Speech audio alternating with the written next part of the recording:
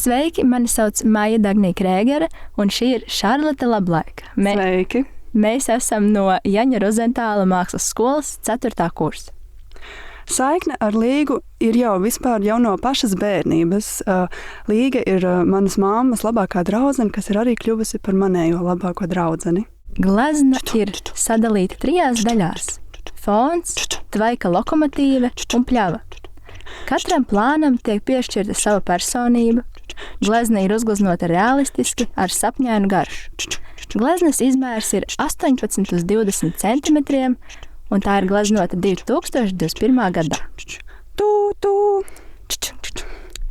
Lai gan fons ir aizajošs, tam toties ir piešķirta liela loma. Tajā tiek attēlotas lielas gaisīgas puķes, kuras simbolizē sauli. Saules stari ir tik gaisīgi un vīgi, kas to padara par rudens zeltaino saules gaismu. Šķiet, ka tā griežas ap apli, sakodam vilcienam. Glezna izraisa siltumu un rudens smaržu un sajūtu.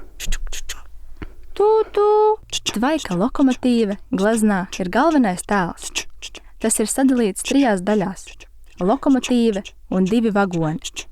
Sudrabots veco laiku vilciens, kas ir uzgleznots ļoti smalki un plāni, attēlojot katru vilciena detaļu un tā materialitāti. Sudrabains un spodrs. No lokomotīves skursteņa nāk biezi dūmi, kuri izklīst debesīs.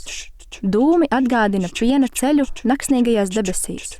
Gandrīz vēl liekas, ka vilciens nevis brauc pa noteiktām sliedēm, bet gan pa pļavu.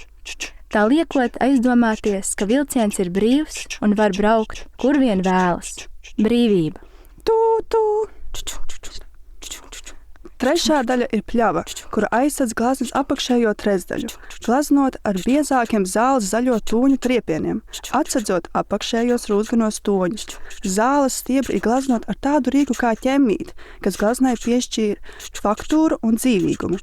Gleznā viss ir pa 3 plāni, 3 vilciena daļas un 3 koki, tieši uz horizonta līnijas, kuri ir uzgleznoti ar smalku otiņu. Plāni ir uzganos sarkanīgos toņos. Lapas ir veidots no mākslinieces pirkstu nospiedumiem.